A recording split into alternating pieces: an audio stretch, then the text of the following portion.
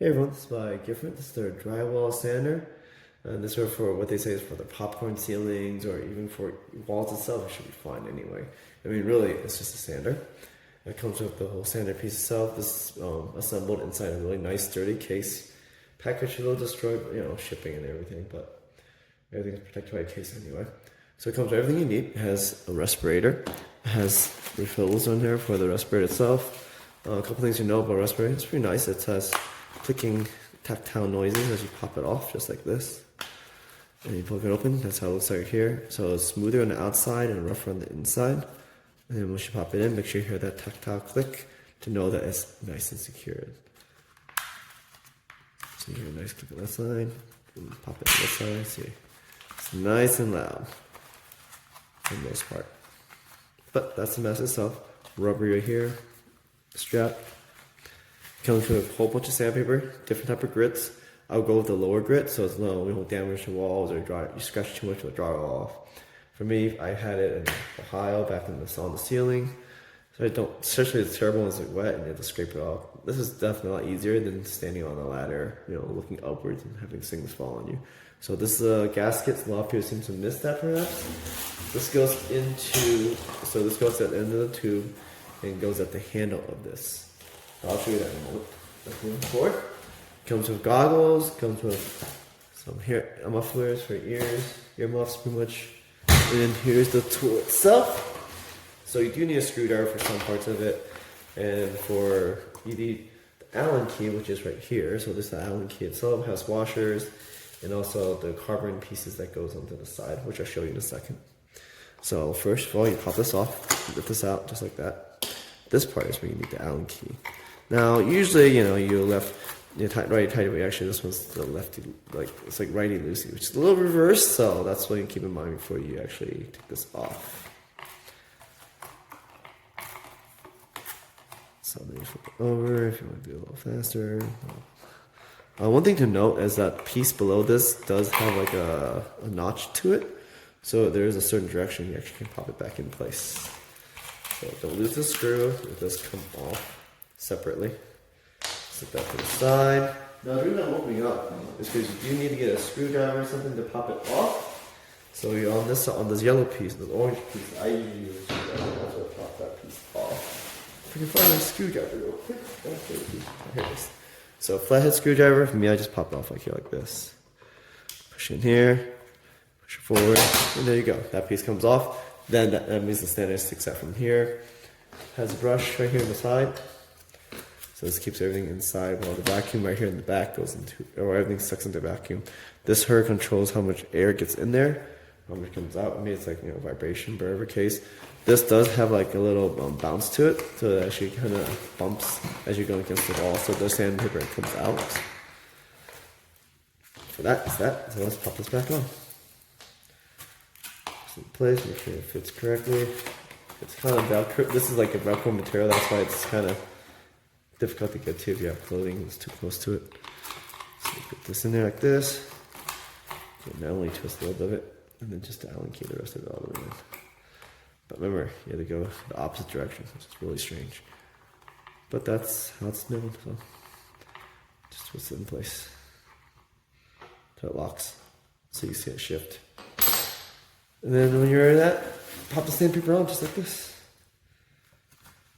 It's very interesting. This is not the holy one that I'm so used to. But make sure you center it right before you just go scrape the sides, but it's all bristles all around. So it keeps everything within. It's right thick as well. So that's how the dust gets right all the way into the back as the vacuum sucks it right up into this back section over here. Now you do need you need your flathead screwdriver still, because after a while you need to replace the carbon pieces back here. It's spring loaded, so be careful about it. There's an LED strip right here while you're looking at this side. Let me unscrew this and you can see that it's spring loaded. And don't expect it to be flush when you put it in there. That's what I noticed. It's going to come out dangling just like that. It's like off to the side. You pop it out just like this. Take a look at it. It's how much got drained. I think it's like scrapes against something back there, maybe the motor. Either way, it's just, you sort of replace it, which have two pieces in that pouch. So all I do is pop it in place, push it down, and just twist. But this one's actually righty-tighty, so it's normal for some reason. Regardless of it, place, lock it down. That's it. Now there's a spring on the side on this side for you to hook onto your tubes if you want to. I think it's on this side you can hook it. But you have to move this out of the way first. So this thing can shift and unhook it. And release the hook. That was the other side. Well, either way, one side unhooks it. Maybe it's hooked on something. That's what it is. Unless this is this side. Let me check. No, I think it's caught on something. But either way, that's that piece. Now this piece is pretty nice. I'll just pop it back like this, loosen it, slide it in place, lock it down. Let's move on to the end of it. So you have your handle right here, nice gripping material, kind of rubberized, foam over here, so you have two areas to hold on to. Then you have your switch for power here, this amount of power it has, like what's the speed in terms of how fast it spins. The LED switch over here. You can hold this down and press it on the side, and that locks it in place. It won't pop out. So you hold it, push it in, and then and you push again to release it. This is the release for the handlebar for the sheath. So the sheath, I use a screwdriver, pry it open, and pop it in place. Pretty easy. And then once you're ready, lock it back down so it won't open back up anyway. Oh yeah, I hadn't screwed it, that's why. I need to put the screw back in. So on the other side, you can reach over and just like a little screw to tighten it up before you lock it in place. That way it won't slide out while you're using it. Weight-wise, it is pretty hefty, but it's lightweight for what it is. It's actually fairly light in terms of what I thought it was going to be. So let's plug it back here. So, as I said, this washer goes back here. That's why people think, oh, that's falling out well. You won't plug it, but of course that's not going to work. So here's the tube itself. Now there's a little nub that sticks out, so you shove it in there. You can take a screwdriver to pop it back out. Didn't take too much effort, but you know, it's just gotta be careful not to stab yourself. But that's normal because I think they're all built this way, just to make it nice and secure. They don't want you taking it apart, but you know, it can come apart by taking it apart. This thing so many times already.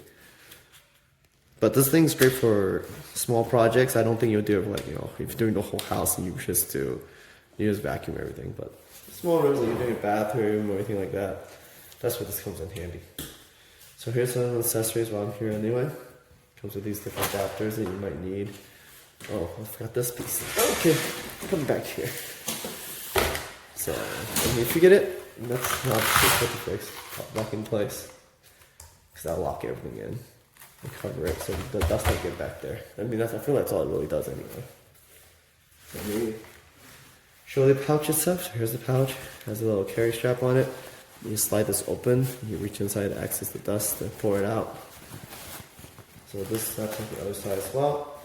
So the piece, let me plug in the power so you can see how this works. Here's the power outlet. Now, you want to see LED lights? Just press the LED light button right here.